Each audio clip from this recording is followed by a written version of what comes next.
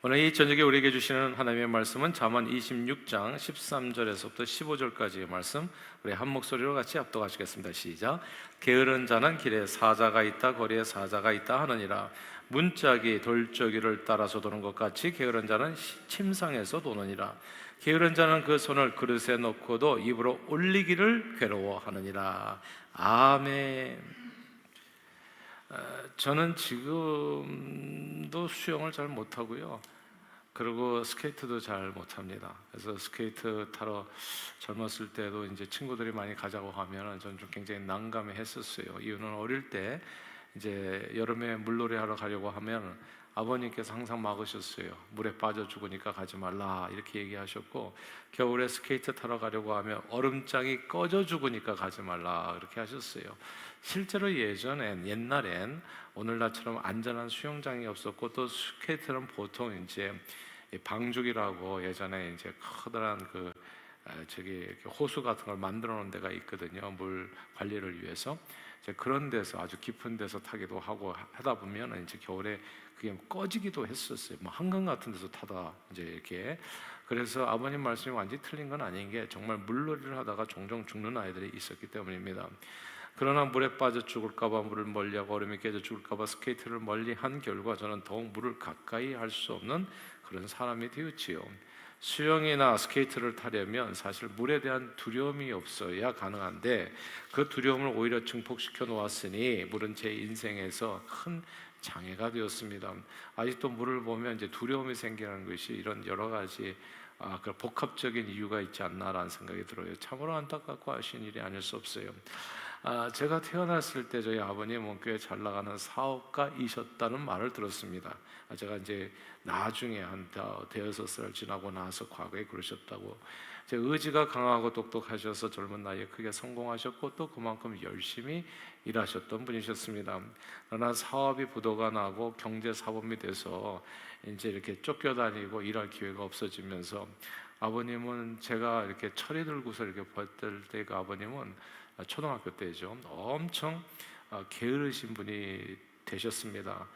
저는 아버님을 그때 뵈면서 게으른 분은 이런 특징이 있구나라는 생각을 하게 됐죠. 근데 그게 오늘 본문에 그대로 나와요. 게으른 사람의 세 가지 특징입니다. 그러니까 그게 게으르고 싶어서 게으른 건 아닌데, 아무튼 이렇게 집에 계시면서 이렇게 어떤 미래의 희망과 소망과 일할 기회가 없어지다 보니까 사람은 자연스럽게 게을러지게 되더라고요. 첫째로 게으른 사람은 오늘 본문에 있는 것처럼 이제 두려움과 변명이 많아졌습니다. 다 함께 26장 13절 읽어볼까요? 13절입니다. 시작. 게으른 자는 길에 사자가 있다, 거리에 사자가 있다 하느니라. 아멘. 이게 일종의 변명인데, 게으른 사람은 부지런하게 일하지. 왜 일하지 않냐 하면, 일하지 않는 이유가 분명히 있어요. 길에 사자가 있다는 거죠. 밖에 나가면 죽는다는 거예요. 늘 그래서 무엇 때문에, 누구 때문에 자기는 할 수 없다고 이야기합니다. 그러나 하려고 하면 사람들은 할 수 있는 방법을 찾게 되지만, 하지 않으려고 하면 언제나 변명거리를 찾게 된다고. 이미 마음으로 일을 하지 않기로 작정한 게으른 사람은 늘 할 수 없는 그럴듯한 변명거리를 찾아 놓게 되어 있습니다. 사람들이 왕래하는 길과 거리에 사자가 놓여 있으면 밖에 외출할 수가 없지요. 근데 진짜 사자가 있는지는 아무도 몰라요. 근데 사자가 있다고 자기는 그렇게 이야기를 하는 거예요. 이야기를 하면서 내가 밖에 나가지 않은 이유는 위험하기 때문에. 왜 물놀이를 안 하냐? 죽을까 봐. 그래서 수영장을 안 가는 거예요. 죽을까 봐. 사자가 있으니까. 물속에도 사자가 있고 얼음판에도 사자가 있고, 그러니까 아무것도 못 하는 거예요. 그러면 밖에 나가면 사자에게 물려 죽는데 누가 감히 나가려고 시도나 할 수 있겠습니까? 그러니 자기가 만들어 놓은 그 변명거리에 스스로 갇혀서 평생 그 안에서 장애인처럼 헤어나지 못하고 답답하게 살다가 죽게 되는 겁니다. 저희 아버님은 경제사범이 되었기에 일할 수 없다고 믿었어요. 일을 하려고 하면 그 가운데서도 일을 찾을 수가 있었을 텐데, 경제사범이 돼서 나는 이제 빚쟁이에게 쫓기는 신사가 되다 보니, 나는 나가면 빚쟁이가 멱살 잡혀가지고 난 죽을 거다. 그러니까 나갈 수가 없다. 이제 이런 생각을 딱 갖게 되니까 그 두려움과 그게 이제 이유가 돼가지고 그냥 누가 말하라고 하면 이제 이게 그런 얘기를 할 수밖에 없는 거죠. 그러니까 할 일이 아무것도 없어요. 그냥 술로 세월을 보내는 것밖에는. 사업을 부도냈다는 것이 큰 짐이 돼서 밖에 나가면 사자가 아니라 빗장에게 잡혀 죽을 것을 두려워하여 아무것도 시도하지 않게 된 겁니다. 그러나 두려움을 이기고 무엇이나 하려고 하면 또 할 수 있는 방법을 찾게 됩니다. 오래전에 사람들은 지구가 평평하다고 믿었던 때가 있어요. 그래서 유럽인들은 대서양으로 배를 타고 한없이 멀리 나가면 밑에는 낭떠러지가 있어가지고 깊은 거의 끝까지 가면 바다 끝에는 낭떠러지가 있어서 거기까지 가면 그냥 배가 시면으로 떨어져서 다 죽는다고 생각했습니다. 그러니까 밖에 나가면 배 타고 나가면 사자가 있다는 것이죠. 한참 가다 보면 그래가지고 우리는 죽게 된다는 거. 그러니까 이게 나갈 수가 없는 거예요. 그러니까 연안 근처에서만 배 타고 왔다 갔다 하면서 낚시질 같은 이제 고기잡이나 하는 것이지 원양어업이 안 되는 겁니다. 또 다른 세상 개척이 안 되는 거예요. 그러나 누군가는 지구가 둥글다고 이렇게 바다를 건너가면 다시 원위치로 올 수 있다고 얘기를 이렇게 말하는 과학자들이 있었지만은 그런 말을 잘 믿어주지를 못한 겁니다. 두려움이 변명이 돼가지고 한 발자국도 나갈 수 없는 거예요. 그러니까 대륙에 갇혀가지고 그 바다를 건너서 또 다른 신대륙이 있다는 것을 생각조차 할 수 없이 그렇게 갇혀서 살았던 거죠. 그런데 그걸 믿은 사람이 있어요. 그 믿음을 가지고 정말 위험을 무릅쓰고 도전한 사람이 있었죠. 그 사람이 이름이 콜럼버스인 겁니다. 그렇게 그런 둥근 지구를 가로질러서 신대륙을 발견하게 됩니다. 콜럼버스는 집 밖에 사자가 아니라 바다 끝에 낭떠러지가 있다는 그런 모든 말을 거부하고 배를 몰고 나가서 아무 희망이 없던 유럽 대륙에 갇혀 있었던 이 유럽인들을 오늘날 세상을 지배하는 민족들로 만들어준 거예요. 그 딱 한 번의 지도가. 그러니까 그걸로 역사가 바뀐 겁니다. 원래는 중국이 가장 문명인국이었거든요. 중국이 최고로 발전한 나라였고, 근데 유럽이 한순간에 뒤집었던 아니면 우리가 아마 이게 미 기준이 됐을 겁니다. 저와 여러분 같은 이 얼굴이 미 기준이 되었을 거라고요. 근데 왜 백인이 미 기준이 됐나? 유럽인들이 크게 그 한 방으로 끝나버린 거예요. 콜럼버스가 신대륙을 발견하는 걸로. 콜럼버스 이후로 유럽의 여러 나라들은 앞을 다투어서 배를 타고 신대륙을 향해 떠나서 남미는 지금 어떻습니까? 스페인어 포르투갈어, 그 남미 브라질 포르투갈가 아주 가장 큰 대륙이잖아요. 나라 중 하나잖아요. 그리고 다 스페니쉬. 그리고 북미는 영어, 프랑스어, 호주와 네덜란드는 모두 영어를 사용하는 나라들이 된 거예요. 이게 그냥 한 방으로 끝나버린 겁니다. 그때 우리가 한국 사람들이 배 타고 세상을 돌아다녔으면 온 세상이 지금 한국어가 국어가 돼가지고 사용할 수 있어요. 우리는 지금 한국어를 하는 나라가 찌아찌아족이라고 하나? 찌아찌아족? 저 인도네시아 아주 조금 섬나라? 그 나라 가면 한국어가 통한다고 하더라고요. 그 나라가 한국어를 갖다 국어로 받아들여가지고 찌아찌아족.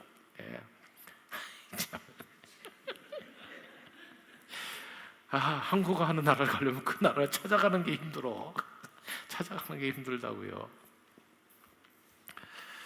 아무 일도 하지 않으려는 게으른 사람은 늘 변명거리를 찾아서 스스로 만든 두려움에 갇혀서 아무것도 하려 하지 않지만, 무엇이나 해보려는 부지런한 사람은 두려움을 이기고 할 수 있는 방법을 찾아서 어려움 속에서도 길을 찾아 자기 자신과 세상을 구원하게 됩니다. 저희 교단 제가 참 사랑하고 좋아하는데, 그 안에 우리 교단 안에는 코어 밸류가 있어요. 잃어버린 영혼, 기도가 코어 밸류입니다. 그러니까 우리 요번에 우리 권호건 집사님이 장로 장립 이렇게 받으시는 그 과정을 좀 공부 열심히 하시는데, 우리 권 집사님이 그렇게 간증을 하시더라고요.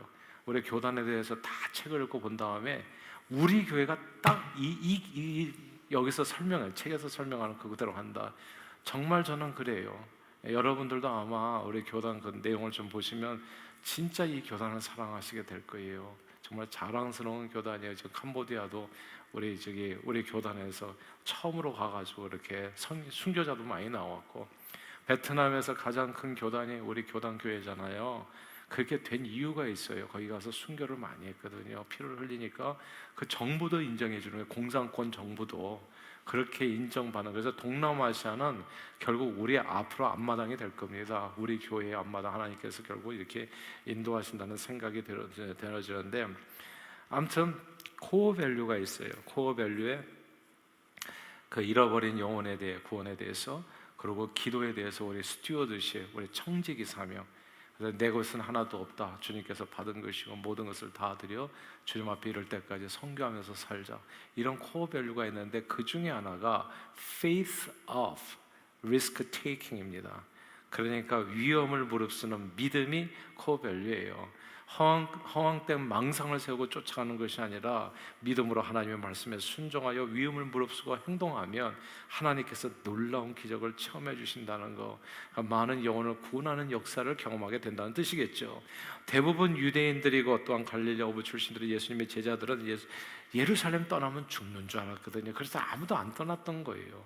예루살렘 떠나면 죽는 줄 알았는데 하나님의 말씀에 순종해서 깊은 데로 가서 그물을 내리라. 예루살렘과 온 유대와 사마리아와 땅끝까지 이르러 너희는 가서 모든 족속으로 제자를 삼아 온 천하 만민에게 두루다니면서 복음을 증거하라. 이 주님의 말씀을 붙들고 그렇게 땅끝을 향해서 나갔을 때 저들은 그냥 비록 정말 이렇게 갈릴리 어부들 정말 무식한 사람들이었을지 모르지만은 세상을 변화시키는 놀라운 복음으로 복음의 일꾼으로 쓰임 받게 되어집니다. 그러므로 무엇이나 하려는 부지런한 저와 여러분들이 다 되시기를 바래요. 하지 않는 게으른 사람은 늘 도전을 두려워하고 스스로 갇혀 살아요. 정말 밖에 나가면 사자가 있다. 그러면 뭐 수영도 못하고 스케이트도 못하고 아무것도 못하는 사람이 되는 거예요. 근데 하지 않으려는 게으른 사람들 도전을 두려워하고 뭐 죽을까 스스로 갇혀 살지만 하려 하는 부지런한 사람은 할 수 있는 방법을 찾게 돼요. 저희가 이렇게 가라고 얘기하는 거잖아요. 10개씩 이렇게 12개씩 15개씩 이렇게 매년 이렇게 선교지가 늘어나고 있잖아요. 제일 먼저 중요한 거는 쓰고요. 그냥 가는 거예요. 그 중간에 취소하지 마세요. 가는 거예요. 삶을 드리면 그냥 하는 거예요. 하는 거. 할 수 있는 방법을 찾으세요. 근데 사람들은 뭐가 중요하냐고요. 인생을 살아가면서 하나님 앞에 삶을 드리는 게 중요해요. 여러분, 우리 오래 안 살아요. 이 땅에서 오래 살지도 않은 인생에 그냥 정말 주님께서 주시는 기회를 그렇게 이렇게 저렇게 다 놓쳐간다면 어느 천년의 주의를 하다가 주님 앞에 서겠습니까? 그러니까 하나는 뭐든지 하려고 하면 나머지를 맞추는 거예요. 먼저 하나님의 나라와 의를 구하고 거기에 내 인생을 맞춰서 살면 후회 없는 삶을 살게 되지만 그냥 내 스케줄에 맞추고 내 건강에 맞추고 내 삶에 맞추면 언제 가겠냐고요. 이번에 정우원 선교사님 너무너무 내가 감사한데, 야, 이분이 하나님께서 계속 역사하시더라. 선교사님, 정우원 선교사님.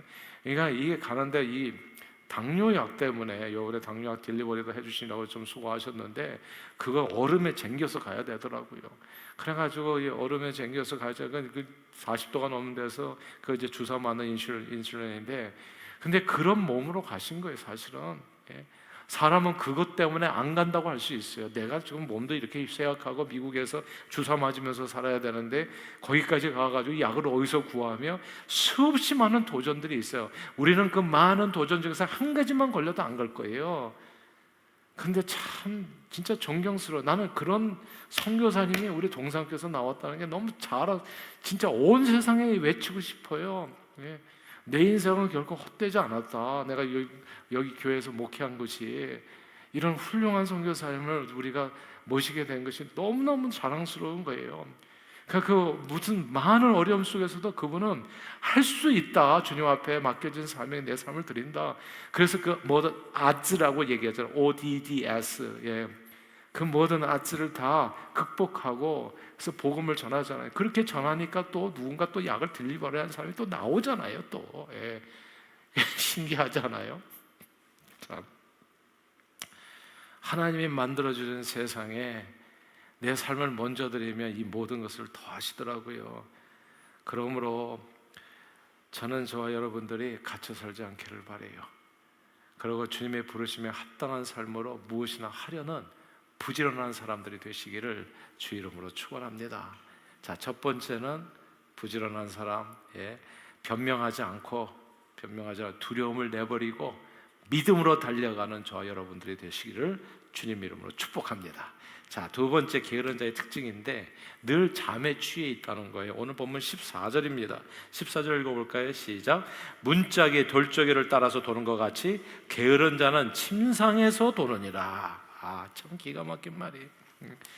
사업에 망하고 집에 계셨던 저희 아버님은 늘 침상에서 도셨어요. 침상에. 야, 이거 성경 보니까 내 옛날 생각이 다 나는 거예요. 그냥 침상에서. 환자도 아니셨고 늙으신 분도 아니신데 지금 돌이켜보니까 30, 40대예요. 그때 30대 젊은 나이에 늘 이불 깔고 누워 계셨었어요.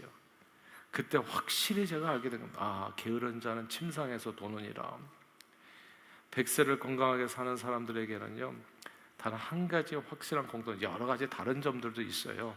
100세 살았던 사람들 보니까 각자 또 비법들이 있더라고. 근데 한 가지는 확실하게 모든 사람이, 그러니까 100세 살기 위해서는 뭐 이렇게 술, 담배 안 해야 된다 얘기하잖아요. 근데 놀라운 사실은 술, 담배 하면서도 100세까지 산 사람이 있어요. 그러니까 이게 그런 거를 갖다가 이렇게 다 이렇게 공통점으로 만들기는 어렵더라고. 근데 진짜 공통점이 있어요. 공통점. 그 뭐냐면 해 뜨면 집을 나간다는 거. 야, 이건 공통점이에요. 집안에 있어가지고는 100세 못 살아요. 무조건 나가서 걸어야 됩니다. 집에 붙어 있으면 이게 뭐가 문제냐 하면 병자도 아닌데 자꾸 눕게 돼요. 병자도 아닌데 자꾸 침상을 떠나기가 어려워져. 아침 먹고 졸리면 눕고, 점심 먹고 졸리면 또 눕고, 이게 밤에 자는 게 아니라 밤낮 없이 그냥 반쯤 졸려가지고 살아. 반쯤 집에 앉아 있으면 또 TV나 컴퓨터 하면 멍하니 보고 있고, 하루 종일 그냥 지나. 그럼 건강한 자연이 나빠져요. 수년 전에 저희 교회 성도님께 들은 실제 이야기죠. 은퇴 연령이 훌쩍 넘으셨는데도 계속 직장을 다니며 일하시는 아버지가 너무 불쌍해가지고 자녀들이 아버지 일하지 마시고 쉬세요. 우리 다 직장 있고 아버지 봉양하는 거 아무 어려움이 없어요. 저희가 용돈 넉넉하게 드릴 테니까 그냥 집에 계세요. 집에 계세요. 근데 아버지가 말을 안 듣는 거예요. 계속 일 나가시는 거예요. 은퇴하시는데도 불구하고, 은퇴 연령이 훨씬 지났는데도 다들 집에서 쉬고 그러는데 왜 아버지만 뛰어다니는 거예요. 그러니까 우리들 체면이 뭐냐고. 아버지 연로하신 아버지가 직장 다니게 한 이게 맞냐고. 반강제적으로 집에 쉬도록 한 거죠.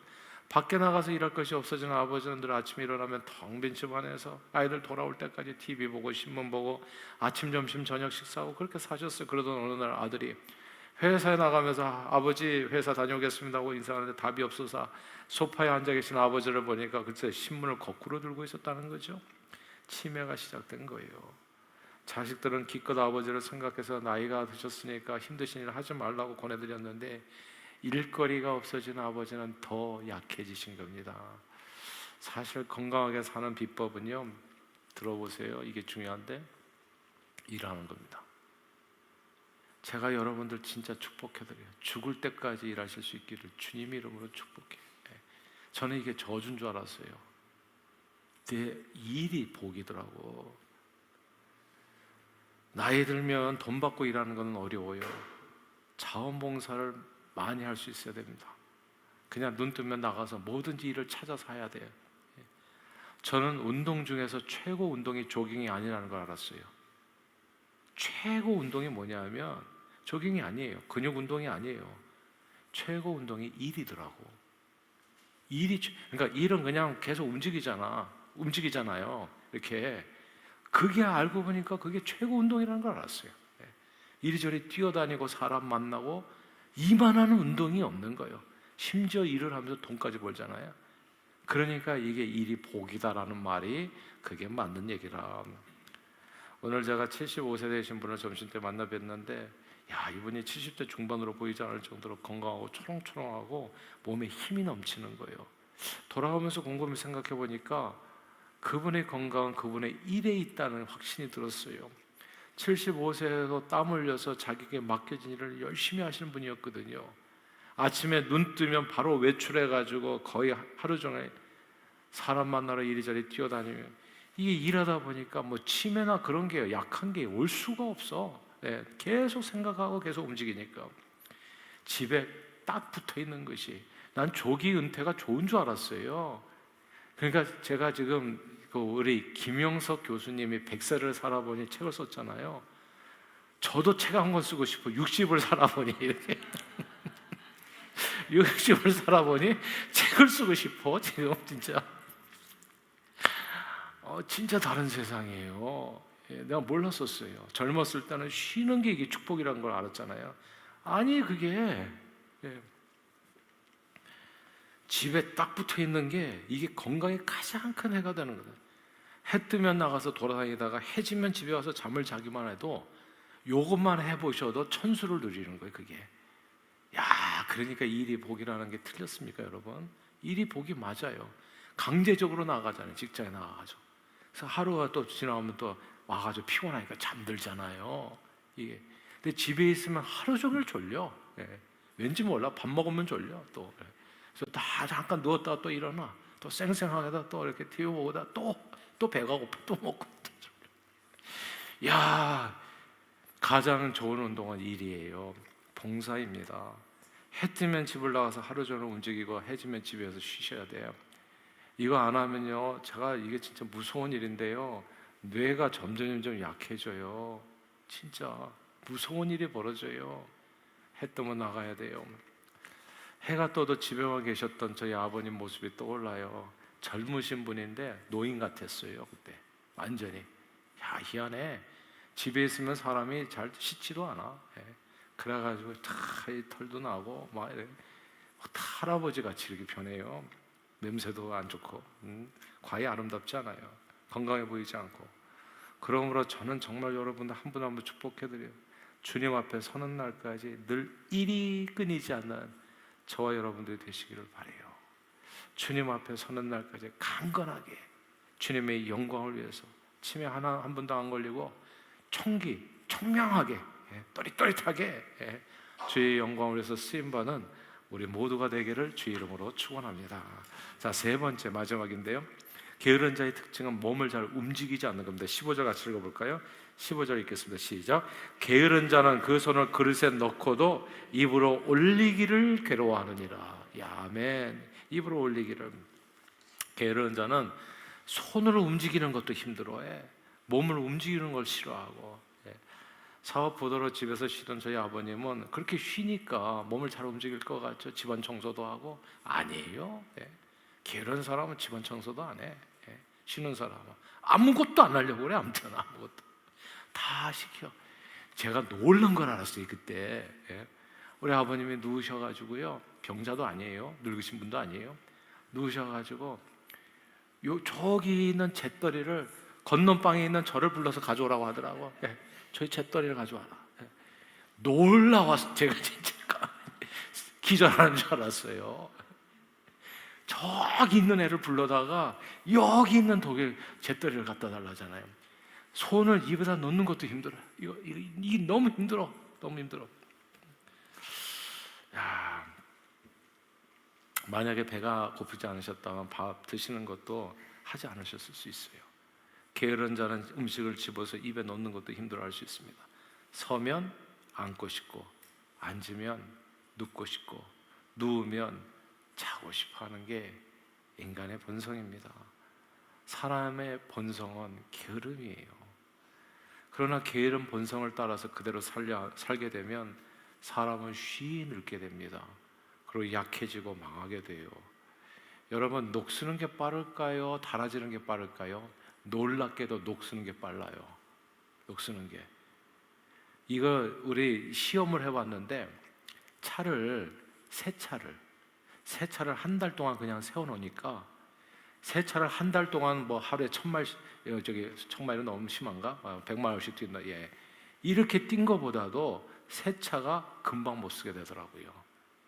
그래서 이거 움직이셔야 돼요. 진짜 말씀드려요. 손과 발 움직여. 아니면 죽어요 진짜. 그러니까 이게 뭐가 문제가 되냐면, 브레이크가 녹이 슬어가지고 이 브레이크가 안 걸리는 거예요. 그 브레이크 롤러라고 하나, 그게 녹슬어가지고.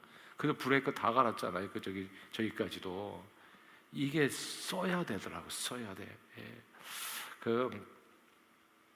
언젠가 자기 회사를 크게 키운 건강한 사업가가 자기 건강 관리 비법을 얘기하는데, 빙고 이런 거는 진짜 메모해두고 서로가 나눠야 되겠구나라는 생각이 들었는데, 부분이 물론 정기적인 운동도 하지만은 평소 일할 때를 운동같이 한다고 하더라고요. 일하는 것을 운동처럼. 운전기사를 쓸 수 있는 재력이 있음에도 불구하고 자기가 되도록이면 운전할 수 있도록, 이 운전하면서 이게 이런 것도 막 동체 시력도 이게 다 이게 사용하는 거거든요. 이거 사용해야 되거든요, 이게. 그럼 막 사용하고. 그럼 뭐 이 바쁜 세상에 그분 얼마나 바빠요, 비즈니스 하느라고.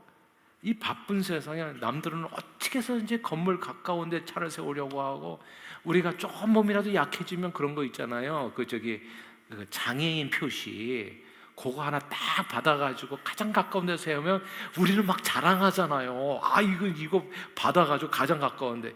근데 제가 생각할 때 이게 자랑할 게 아니에요. 이게 죽음의 길로 빨리 가는 길이, 그게 알고 보니까. 거기다 세우는 게 아니에요. 그 사업가가 얘기를 하더라고. 자기는 일부러 먼 데다 세운다고 하더라고. 먼데 별로 차도 없어. 먼 데 세우면 멀찌감치 세워가지고 자기는 뛰어간다고 하더라고요. 가까운 데 세워서 걸어가는 게 아니라 멀리 세워서 뛰어간다고 그래. 야, 참 똑똑한 사람, 지혜로운 사람이 세상에 이렇게 많은 거예요. 우리는 뭐가 지혜인지를 몰라. 가까운 데 세워서 한 걸음이라도 안 걷는 게 우리는 복이라고 생각하는데, 어떤 사람은 한 걸음이라도 걷는 게 복이라고 생각하는 사람이 있는 거예요. 오늘 얘기하잖아요. 게으른 사는 이거 움직이는 것도 힘들어한다. 이거 움직이는 것도. 그러면 망하는 겁니다. 움직이는 걸 싫어하면 죽어요, 그냥 이렇게 빨리. 그래서 제가 보니까 현대의 그 편리함이 사람을 더욱더 게으르게 하고 약해지게 하는 요인이 되지 않았나 생각해요. 과거에 우리 할머니, 할아버지들 당뇨로 죽는 분이 없으셨어요. 뭐 이렇게 살이 썩어 들어가고 뭐 이런 거 없었어요. 당뇨를 실명하고 하나도 없었어요. 그래서 제가 생각할 때 옛날에 왜 당뇨에 안 걸렸지? 당뇨에 걸렸던 분은 임금님만 걸렸어요. 임금님만. 그냥 때려 먹고 그 다음에 여봐라 하고 영상에 앉아가지고 가마 태워서 왔다 하니까 당뇨로 다 죽었어요, 그분들만. 근데 일반 서민들은 생각해 보세요. 인터넷 홈쇼핑이 없었던 옛날에는 물건 하나 사려고 해도 발품을 꽤 팔아야 했었어요. 냉장고가 없었던 때 기억나십니까? 저희 어머니 매일같이 시장 바구니 들고서 맨날 갔어요. 맨날. 콩나물 사러, 시금치 사러, 매일 꽁치 사러, 매일매일. 그리고 또 이 식료품점에 여기 백화점 여기 이게 무슨 이게 마켓 같이 모든 물건이 다 없었어요. 몇 개밖에. 그러니까 여기 가서 사고 저기 가서 사고. 그리고 또 고기는 또 정육점에서 또 따로 팔았어요. 빨간불 들어오는 그 정육점. 비계는 주지 마세요. 기름은 주지 마세요. 흥정해야 됐어요. 그때 사람들은 제 생각에 일반 서민들이 다 하루에 1만 보 다 걸었어요. 뭐 운동할 필요가 없어. 우리는 그냥 사는 게 운동이에요. 사는 게. 제가 산동네에 살았거든요. 그 밑에 버스 정류장까지 걸어가는 게 제가 생각할 때 1만 보 됐던 것 같아요. 끝에서 끝까지 내려가야 되거든. 올라갈 때는 또 한없이 또 올라가야 돼. 그러니까 등산이 따로 필요가 없는 거예요. 아마존 같은 인터넷 쇼핑이 활성화되기 전에는요, 여성들 보니까 백화점에 가서 아이 쇼핑 하잖아요. 제 아내도 보니까 이 백화점에 가서 옛날에 그냥 미국에 보면 이제 메이시나 이렇게 백화점 있잖아요. 근데 뭘 이렇게 하나 사려면 여성분들이 딱 가가지고 딱 사는 게 아니더구만. 여기 가서 보고 저기 가서 보고 여기 가서 보고 또 이렇게 또 만져보고 그리고 또 이렇게 또 가져왔다가 또 반품하고 그리고 사더라고. 그러니까 제가 보니까 물건 하나 사는데 최소한 6,000보는 그냥 걷는 거예요. 보니까 6,000보를 걸어. 근데 지금은 인터넷으로 탁탁탁 눌러서 하니까 아마존이 건강을 다 해치는 거더라고. 보니까 아마존이 사람이 걸을 이유가 하나도 없어요. 그냥 버튼만 누르면 집까지 그냥 탁 택배야. 그냥 택배. 이 편리한 세상인데 뭔가 우리는 진짜 중요한 거를 다 잃어버리는 건 아닌가 라는 생각이 들어요.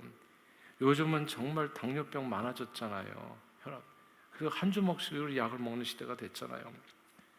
짧은 거리도, 아주 짧은 거리도 걷지를 않잖아요. 자동차로 움직이고, 또 걸어가서 예전에는 뭐 이렇게 이 계단도 있었는데 지금은 다 에스컬레이터, 엘리베이터. 진짜 걷는 거리가 엄청 적어진 거예요. 옛날에는 일을 하면서 다 그게 그 운동이 다 해결됐는데 지금 일하면서 운동이 해결이 안 돼요. 그러니까 따로 시간을 내야 돼. 인터넷 쇼핑으로 인해서 가만히 앉아서 물건을 받아보는 세상이 되고 나니까 아예 자동차를 타고 나갈 일도 없어졌어요. 점점 게으른 세상이 되어갖고 그 안에서 우리는 자신도 모르는 사이에 음식을 손에 들고 입으로 옮기는 것도 지금은 힘들어하게 됐어요. 이제 자동차 나오잖아요. 이제 앞으로 진짜 음식을 떠서 먹여주는 로봇까지 나올 판이에요. 진짜 입만 벌리고서 음식 딱 집어넣어주는. 그러나 게으른 육체의 소욕을 거슬려서 몸을 움직이는 것이 건강의 비결이요 지혜라고 성경은 얘기하는데, 이게 지금 사람은 몸을 움직여야 살아요. 의자에 앉아서 모든 것을 버튼으로 해결하는 것은 어쩌면 자기 건강과 바꾸는 미련한 행동일 수도 있어요. 사람은 몸을 움직여야 삽니다. 우리가 지금 이 교회도 엄청 편리해졌거든요. 다다다닥 끄면 이제 한 군데 다 꺼요. 뭐 움직일 필요가 없어. 옛날에는 막 뛰어다니면서 몸을 굽혔다 켰다 붙였다 하면서 막 여기 사방을 돌아다녀야지 간신히 이게 정리가 되는데, 지금은 한 곳에서 다다다닥 하면은 그냥 다 끝나. 이게 과연 복인가라는 생각은 가끔씩 해봐요. 편리한 세상인데 점점 나는 더 중요한 뭔가를 잃어가고 있는 건 아닌가. 근데 사람이요, 몸을 움직여야 몸이 건강해지고 창조적인 아이디어가 나옵니다. 두뇌가 움직여요. 이게 버튼으로만 가는 세상은 창조성을 갖기가 되게 힘들어요. 그러니까 창조성이라는 것은 누굴 보고서 하는 거 말고 내 안에서 솟아나는 어떤 열정으로 만들어지는 희한한 그림이에요. 나밖에 그릴 수 없는 그림. 그런 게 멈추는 거예요. 계속해서 기계적이 된다고 얘기할 거예요, 사람이. 저는 저와 여러분들이 늘 몸을 부지런히 움직이는 하나님의 사람들이 되시기를 바라요. 이 선교를 가니까 몸을 움직여야 되더라고. 지난번에 온두라스 선교 간 팀이요, 거기서 돌아가실 한 분도 계시잖아요. 거기 올라가다가 불러 떨어질 뻔해가지고, 그냥 거기가 완전히 재래식이에요. 다 버튼은 하나도 없어요. 완전히 흙바닥을 걸어 다녀야 돼요. 이 다시 원초적으로 돌아가는, 건강으로 돌아가는 거예요. 우리 교회 요즘 붙박이 기도 제목 중에 하나가 주님 앞에 설 때까지 섬김의 으뜸이 돼서 강건하게 쓰임받게 해달라는 기도 제목이 있어요. 제가 60이 넘고 보니 그 기도 제목이 확실하게 보인 거예요. 이게 진짜 축복이구나. 섬김의 으뜸이 돼서 주님 앞에 설 때까지 강건하게 쓰임받게 해달라. 이게 진짜 복이라는 걸 알게 된 거예요. 주님 앞에 설 때까지 참으로 축복합니다. 섬김의 으뜸이 되어 몸을 움직여서 강건하게 쓰임받는 저와 여러분들이 다 되시기를 주의 이름으로 축원합니다. 말씀을 정리할게요. 저희 아버님은 다행스럽게도 6년간의 백수장을 끝내고 취직이 되셨어요. 그 많던 빚을 다 갚고 자유인이 되셨는데, 게으르게 보이셨던 저희 아버님이 그 부지런한 회사원으로 변하게 된 그 과정이 어린 제게는 너무너무 흥미로웠어요. 무엇보다도 저희 아버님이 다시 취직하게 된 것은 저희 어머님 때문이었습니다. 아직 경제사범으로 쫓겨돼서 어디 밖에 사자가 있다고 그래가지고 못 나가셨거든요. 근데 그때 저희 어머니는 생계를 책임지고 있었는데 이리저리 발에 땀나도록 뛰어다니시면서 종로길에서 뛰어다니다 보니까 사람을 만나는 거예요. 사람은 자꾸 밖으로 나가야 돼요. 그러면 뭐가 생겨요. 밖에 나가면 사람 만나면 길이 열려요. 길이 열립니다. 집 안에 있으면 길은 닫히고 밖에 나가서 사람을 만나면 길이 열려요. 그래서 밖에서 길바닥에서, 종로길에서 아버님 친구분을 우연히 만나요. 우연히, 그러니까 by chance. 그리고 그분을 통해서 남편 일자리를 소개받게 된 겁니다. 그게 이제 생명줄이 된 거예요. 길은 밖에 있어요. 길은 집 안에 없어요, 절대. 그래서 밖에서 사람 만나서 저희 아버님 대기업에 취직하게 되셨고, 차장, 부장, 이사로 승진하면서 고속 승진했죠. 그래서 적지 않은 월급으로 당시 빚진 분들을 찾아가서 그 빚을 다 청산하게 됐어요. 열심히 일할 기회가 생기니까, 이 일이 생기니까 부지런해지더라고요. 그래서 일이 중요합니다. 예.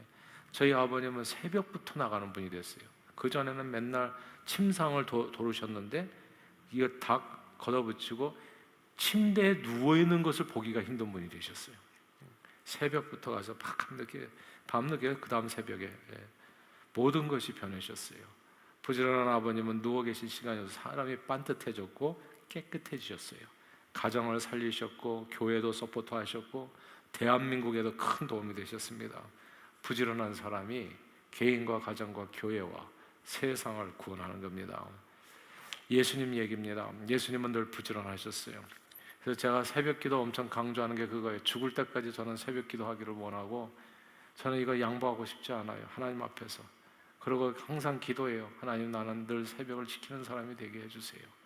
주님을 본받아서 새벽부터 일어나서 기도하고 밤늦게까지.